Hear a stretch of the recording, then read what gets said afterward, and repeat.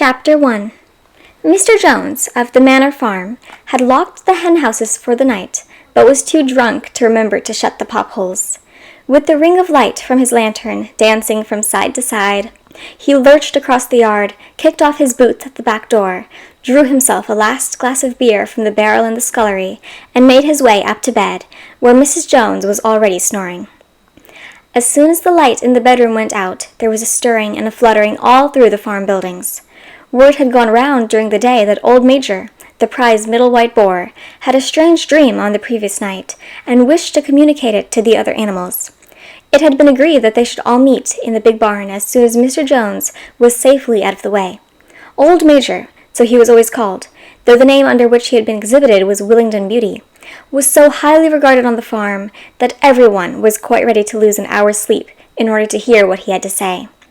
At the end of the big barn, on a sort of raised platform, Major was already ensconced on his bag of straw, under a lantern which hung from a beam. He was 12 years old, and had lately grown rather stout, but he was still a majestic-looking pig, with a wise and benevolent appearance in spite of the fact that his tushes had never been cut. Before long the other animals began to arrive and make themselves comfortable after their different fashions. First came the 3 dogs, Bluebell, Jessie, and Pincher, and then the pigs, who settled down in the straw immediately in front of the platform. The hens perched themselves on the window sills, and the pigeons fluttered up to the rafters. The sheep and cows lay behind the pigs and began to chew the cud. The 2 cart horses, Boxer and Clover, came in together, walking very slowly and setting down their vast hairy hooves with great care, lest there should be some small animal concealed in the straw. Clover was a stout motherly mare approaching middle life, who had never quite got her figure back after her 4th foal. Boxer was an enormous beast, nearly 18 hands high, and as strong as any 2 ordinary horses put together. A white stripe down his nose gave him a somewhat stupid appearance, and in fact he was not of first-rate intelligence, but he was universally respected for his steadiness of character and tremendous powers of work. After the horses came Muriel, the white goat, and Benjamin, the donkey. Benjamin was the oldest animal on the farm, and the worst-tempered. He seldom talked, and when he did, it was usually to make some cynical remark. For instance, he would say that God had given him a tail to keep the flies off, but that he would sooner have had no tail and no flies. Alone among the animals on the farm, he never laughed. If asked why, he would say that he had nothing to laugh at. Nevertheless, without openly admitting it, he was devoted to Boxer. The 2 of them usually spent their Sundays together in the small paddock behind the orchard, grazing side by side and never speaking. The 2 horses had just lain down when a brood of ducklings, which had lost their mother, filled into the barn, cheeping feebly and wandering from side to side to find some place where they would not be trodden on. Clover made a sort of wall round them with her great foreleg, and the ducklings nestled down inside it and promptly fell asleep. At the last moment, Molly, the foolish, pretty white mare who drew Mr. Jones' trap, came mincing daintily in, chewing at a lump of sugar. She took a place near the front and began flirting with her white mane, hoping to draw attention to the red ribbons it was plaited with. Last of all came the cat, who looked round, as usual, for the warmest place, and finally squeezed herself in between Boxer and Clover. There she purred contentedly throughout Major's entire speech, without listening to a word of what he was saying. All the animals were now present except Moses, the tame raven, who slept on a perch behind the back door. When Major saw that they had all made themselves comfortable, and were waiting attentively, he cleared his throat and began.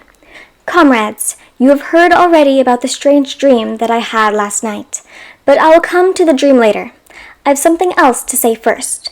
I do not think, comrades, that I shall be with you for many months longer, and before I die I feel it my duty to pass on to you such wisdom as I have acquired. I have had a long life.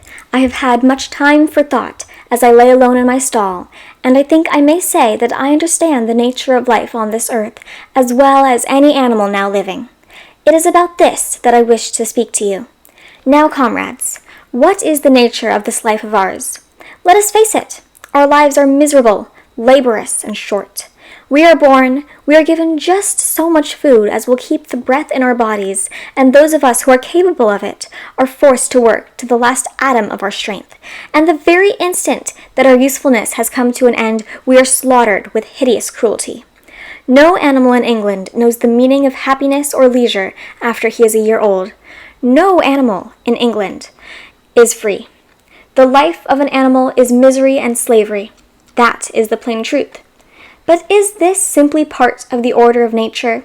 Is it because this land of ours is so poor that it cannot afford a decent life to those who dwell upon it?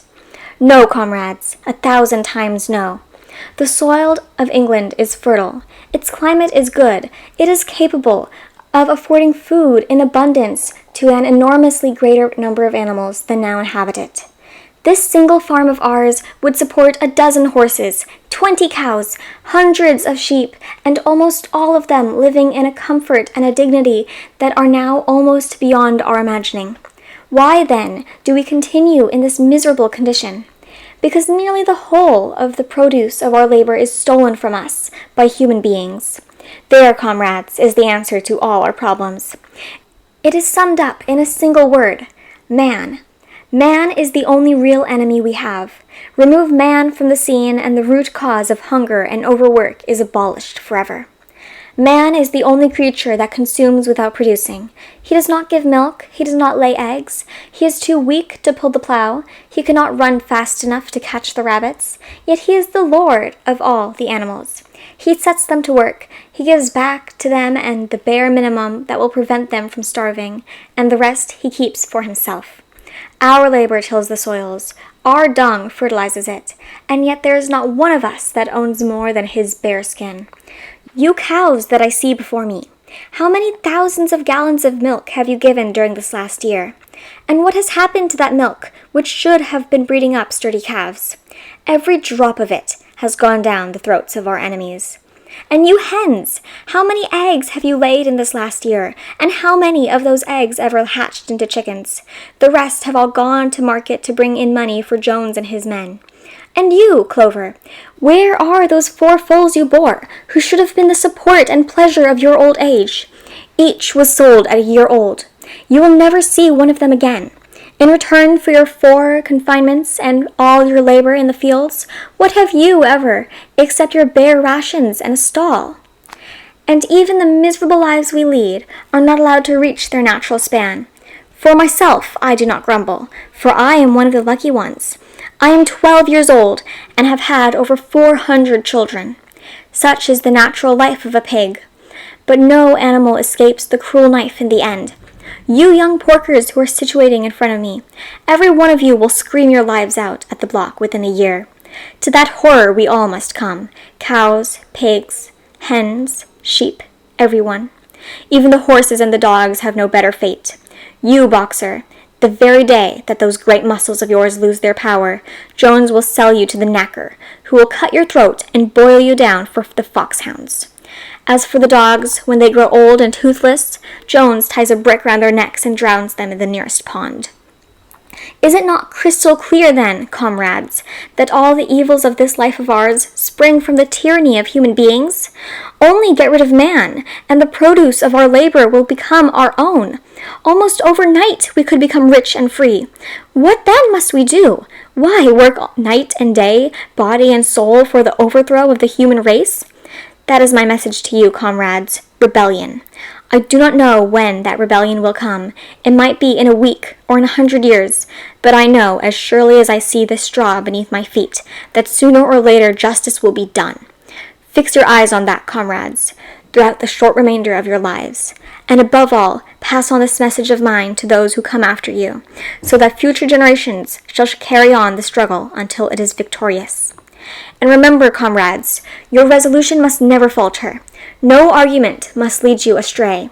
Never listen when they tell you that man and the animals have a common interest, that the prosperity of one is the prosperity of others. It is all lies. Man serves the interest of no creature except himself. And among us animals let there be perfect unity, perfect comradeship in the struggle. All men are enemies. All animals are comrades. At this moment there was a tremendous uproar.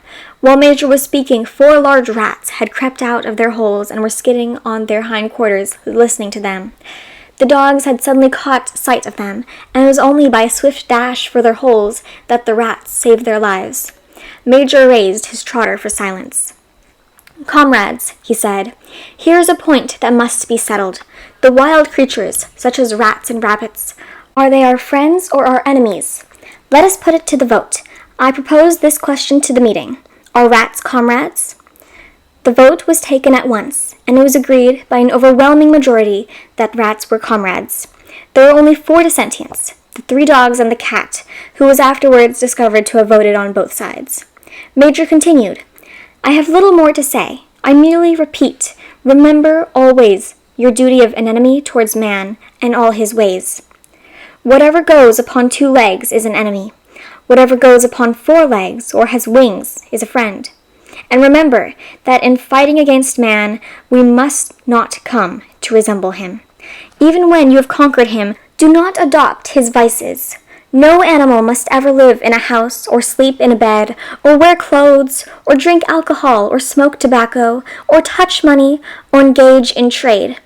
All the habits of man are evil, and above all, no animal must ever tyrannize over his own kind. Weak or strong, clever or simple, we are all brothers. No animal must ever kill another animal. All animals are equal. And now, comrades, I will tell you about my dream of last night. I cannot describe that dream to you. It was a dream of the earth as it will be when man has vanished, but it reminded me of something that I had long forgotten. Many years ago, when I was a little pig, my mother and all the other sows used to sing an old song of which they only knew the tune and the first 3 words. I had known that tune in my infancy, but it had long since passed out of my mind. Last night, however, it came back to me in my dream. And what is more, the words of the song also came back. Words, I am certain, were sung by the animals of long ago, and have been lost to memory for generations. I will sing you that song now, comrades. I am old and my voice is hoarse, but when I have taught you the tune, you can sing it better for yourselves. It is called Beasts of England. Old Major cleared his throat and began to sing. As he said, his voice was hoarse, but he sang well enough, and it was a stirring tune, something between Clementine and La Cucaracha. The words ran, "Beasts of England, beasts of Ireland, beasts of every land and clime, hearken to my joyful tidings of the golden future time. Soon or late the day is coming, tyrant men shall be o'erthrown, and the fruitful fields of England shall be trod by beasts alone. Rings shall vanish from our noses, and the harness from our back. Bit and spur shall rust forever, cruel whips no more shall crack. Riches more than mine can picture, wheat and barley, oats and hay. Clover, beans, and mangel wurzels shall be ours upon that day. Bright will shine the fields of England, purer shall its waters be. Sweeter yet shall blow its breezes on the day that sets us free. For that day we all must labor, though we die before it break. Cows and horses, geese and turkeys, all must toil for freedom's sake. Beasts of England, beasts of Ireland, beasts of every land and clime, hearken well and spread my tidings of the golden future time." The singing of this song threw the animals into the wildest excitement. Almost before Major had reached the end, they had begun singing it for themselves. Even the stupidest of them had already picked up the tune and a few of the words, and as for the clever ones, such as the pigs and the dogs, they had the entire song by heart within a few minutes. And then, after a few preliminary tries, the whole farm burst out into Beasts of England in tremendous unison. The cows lowed it, the dogs whined it, the sheep bleated it, the horses whinnied to it, the ducks quacked it. They were so delighted with the song that they sang it right through 5 times in succession, and might have continued singing it all night if they had not been interrupted. Unfortunately, the uproar woke Mr. Johns, who sprang out of bed, making sure that there was a fox in the yard. He seized the gun which always stood in a corner of his bedroom and let fly a charge of number 6 shot into the darkness. The pellets buried themselves in the wall of the barn, and the meeting broke up hurriedly. Everyone fled to his own sleeping place. The birds jumped on to their perches, the animals settled down in the straw, and the whole farm was asleep in a moment.